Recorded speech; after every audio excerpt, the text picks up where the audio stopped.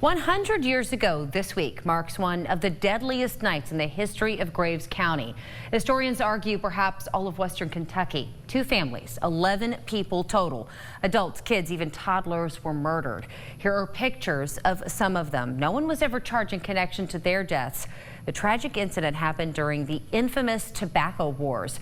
As Local 6's anchor Todd Faulkner explains, that history, the massacre, and the fallout are all part of our American truth.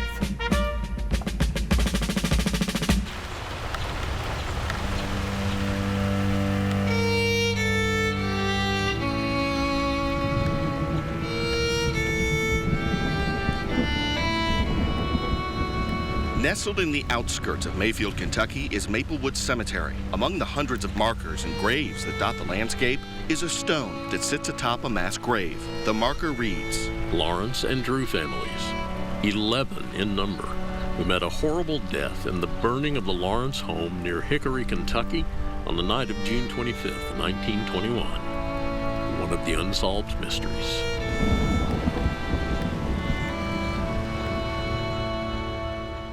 This was one of the nastiest, most brutal murders probably in the state's history. In her new book, Darkfire, Graves County native Bernadette Rule contends there's no mystery about what happened that fateful night. This is the story of my father's first cousins, who were tobacco farmers, who were caught in the crossfire during the struggle to form a union of tobacco planters in the 1920s. They were horribly massacred.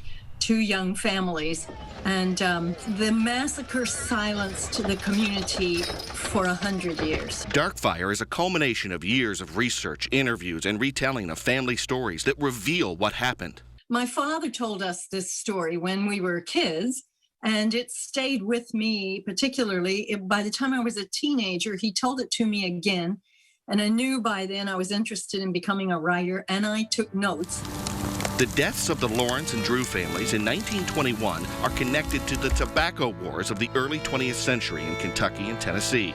Unions formed in opposition to the tobacco monopolies. There was a hue and cry to get this union formed, and there was a lot of night riding. Night riders were the militant wing of the union. Armed night riders harassed and intimidated farmers who didn't join the union. The night riders would ride out at midnight, borrowing tactics from the Ku Klux Klan. They would ride out at midnight to a farm and call a farmer out and beat him and warn him that if he sold his tobacco privately at the door and broke with the union, that he would suffer more consequences. The Graves murders stem from civil unrest in Mayfield, Graves County a year before the tragic evening. In March 1920, night riders burned Mayfield's tobacco chute. The chute was the market, the tobacco market, and they burned it to the ground. And that was a real line drawn in the sand for the authorities who wanted to stop the union.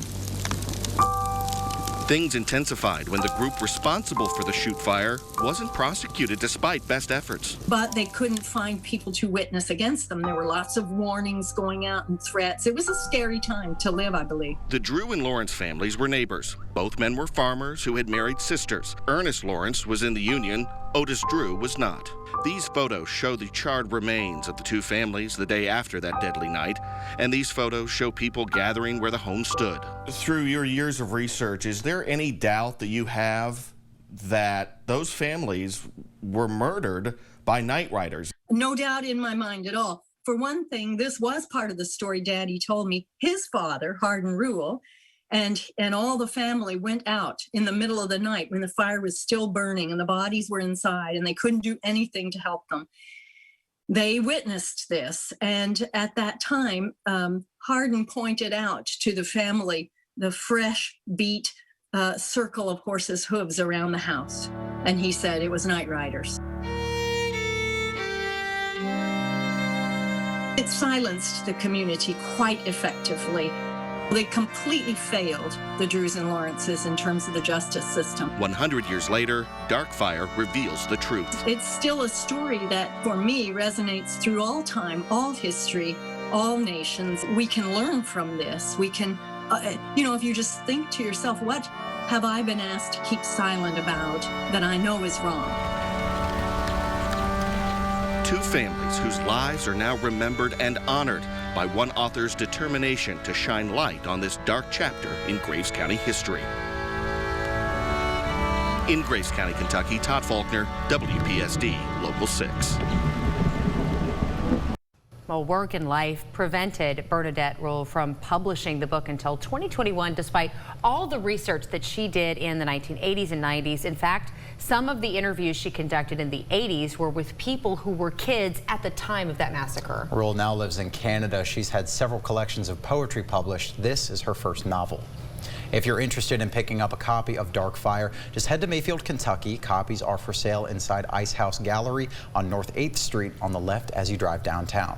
And for details and information on the book and this dark page in Graves County history, look for this story at WPSDlocal6.com. And while you're there on the homepage, scroll down, look for the American Truth icon. It's on the right side of the homepage there.